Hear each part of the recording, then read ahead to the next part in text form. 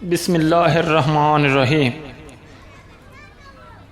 बादशाह ने एक और फौजी को पानी में उतारा, लेकिन वो भी दरिया की गहराइयों में खोकर रह गया। फिर तीसरे फौजी को दरिया में उतारा गया, उसका भी यही हशर हुआ। इस तरह कितने ही आदमियों को पानी निगल गया। जाकिर की बारी आने को थी। वो दौड़कर अपने बाप के पास गया और रोते हुए कहा, अब्बा जान अलविदा, मुझसे कोई खता हुई हो तो उसको माफ़ कर दीजिएगा।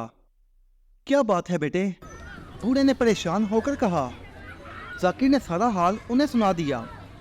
बूढ़ा कुछ देर सोचता रहा, फिर उसने बेटे से कहा, बताओ तो सही, दरिया के किनारे पर कोई दरख्त है? जी अब्बा जान, दरिया के किनारे पर एक दरख्त है, जाकिर ने जवाब दिया।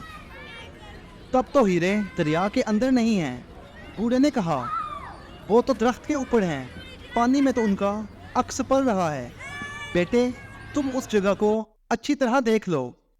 जब तुम्हारी बारी आए तो तुम दौड़कर उस दरख्त पर चढ़ जाना। वो दोनों हीरे चिड़ियों के किसी घोंसले में पड़े होंगे।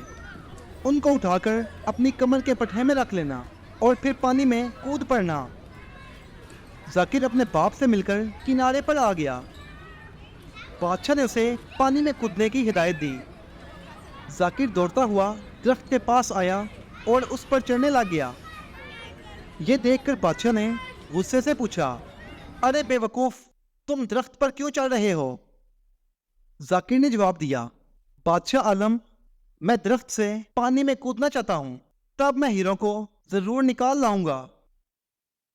ऊपर चढ़कर जाकिर ने देखा हीरे एक घोंसले में पड़े हुए चांदनी में जगमगा रहे थे। उसने जल्दी से उन्हें उठाकर अपने कमर के पट्टे में रख लिया और छलांग लगाकर पानी के अंदर गायब हो गया।